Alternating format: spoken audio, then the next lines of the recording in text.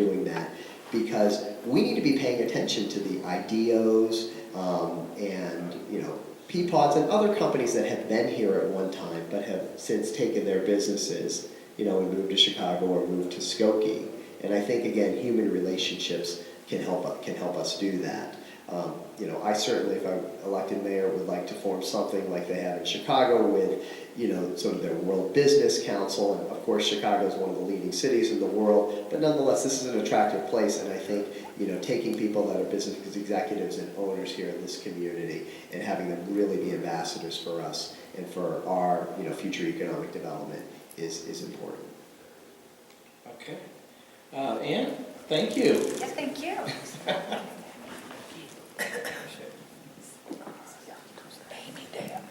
All right, and is this last on our list, Dan?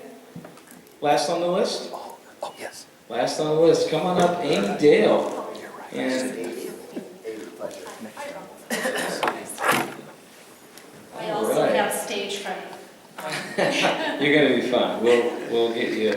Just be comfortable up here, and you're in your element talking about. Number one, we certainly enjoy having Amy Dale here. Again, I give a shout out to Ridgeville.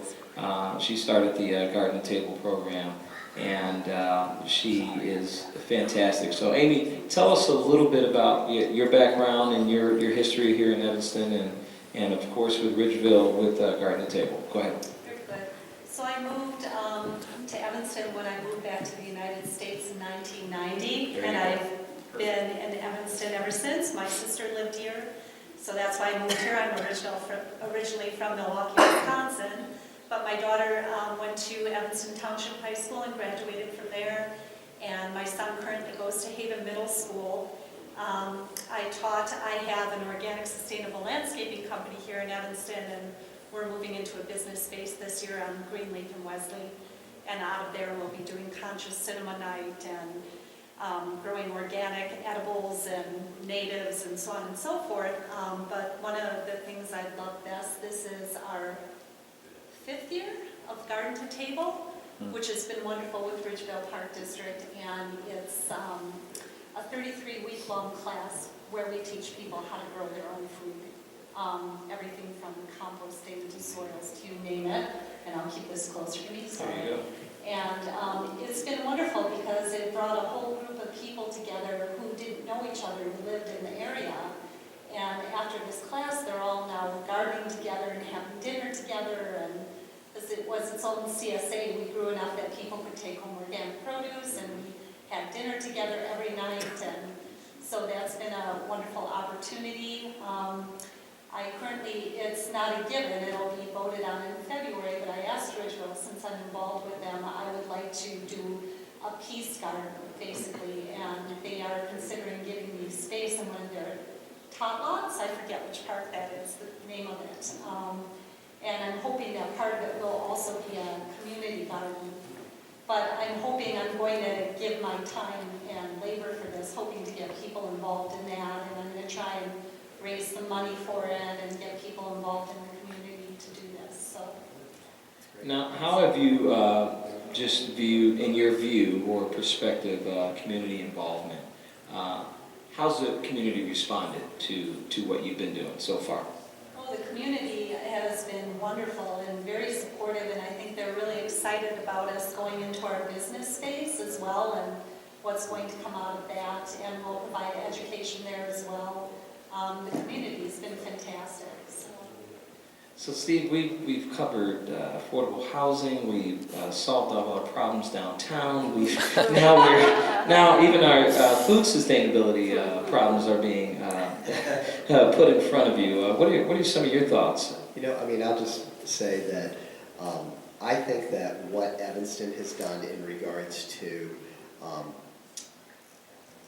a changing climate and climate change and sustainability, and I put everything that you are doing right in that realm of sustainability, is amazing, right? I mean, people in this community at a grassroots level saw what was going on, you know, globally with climate change, and they weren't going to sit around and just let people debate whether, you know, the planet's getting warmer or not. They said, no, we got to do something, and they stepped up and formed groups and starting to take specific actions. You know, I think what you are doing and everything else is one of those actions. And it's amazing today that we are one of the world's leaders as in terms of a city saying where we stand, what can we do to address it.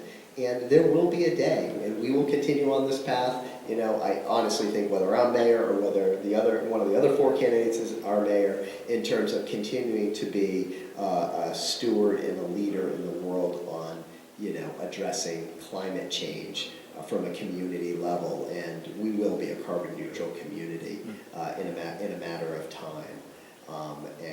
I'd certainly, you know, like to help us, you know, continue down that path. And I really appreciate, Amy, again, what you were doing. What I wish, as a kid who grew up on a farm, and I grew all sorts of vegetables and entered into the fair every year, is that I wish I knew I could have put a premium on my organic products back then in 1978. You know, instead of just getting the amount of money that I got. But the world changed, and all of a sudden organic stuff got a lot more expensive. So thank you. Thank you. All right, well, thank you, Amy, and I guess this is a nice place to wrap up. We want to thank all of our guests for coming in and sharing not only their story, but their thoughts on what really community means to them. And I also want to give a special thanks to Steve Hagerty, a mayoral candidate, for sitting here and listening and doing a very good job of listening and commenting when he could on several issues. Just want to remind you, February the 13th is early voting, start of early voting. There is a mayoral